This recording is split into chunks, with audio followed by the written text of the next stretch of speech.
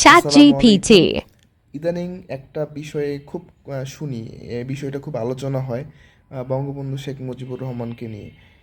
বিশেষ করে জেন জি যারা, তাদের মুখ থেকে অনেক কথা শোনা যায় ওনাকে নিয়ে যে উনি ভালো মানুষ ছিলেন না, ওনার কোনো অবদান নেই, উনি যা করেছেন তার তুলনায় ওনার খারাপ দিকগুলো অনেক বেশি।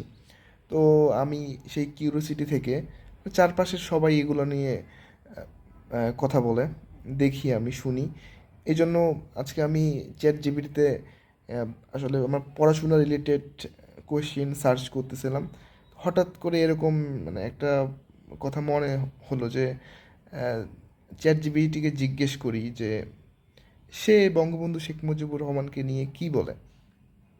উনি চ্যাট জিপিটি, এটা তো এআই দিয়ে বানানো, এটা তো কোনো আওয়ামী লীগ বা কোনো দলীয় কোনো মানুষের দ্বারা চলে না, এটা তো তার নিজস্ব ব্রেইন বুদ্ধিতে চলে।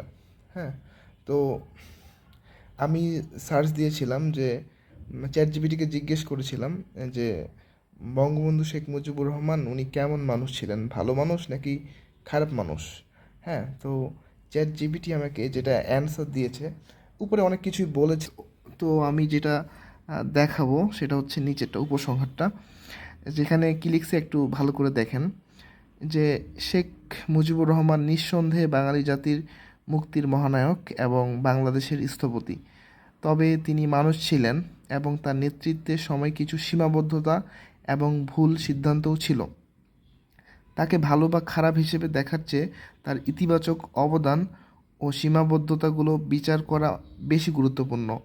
ইতিহাস তাকে একজন মহান নেতা হিসেবে স্মরণ করে, যার ভালো দিকগুলো তার সীমাবদ্ধতার তুলনায় অনেক বড়।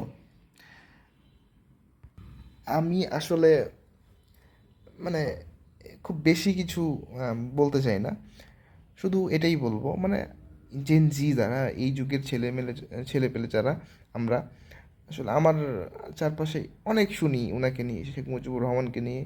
হ্যাঁ, তাকে দু চোখে দেখতে পারে না, তার কথা শুনতে পারে না, তার নাম শুনলে মানে অনেক বাজে রুড বিহেভ করে, কেউ তার বিষয়ে কিছু বললেও অনেক খারাপ ব্যবহার করা হয়। তো এই বিষয়টা আমার কাছে খুবই মানে আমার কাছে ব্যক্তিগতভাবে আমি তাকেও পছন্দ করি। উম, তো আমাদের চ্যাট জিপিটি, তিনিও কিন্তু ওনার বিষয়ে ভালো রিভিউ দিছে। তো আশা করছি যার অবদান আছে তার অবদানকে আমরা স্বীকার করব, এবং কি তার খারাপ সিদ্ধান্ত যেগুলো ছিল, ত্রুটি ছিল, সেগুলোকে আমরা ছোট করে দেখে তার ভালো কাজগুলোকে আমরা সবসময় স্মরণ করব এবং সেগুলো চর্চা করার চেষ্টা করব। তো সবাইকে ধন্যবাদ। আসসালামু আলাইকুম।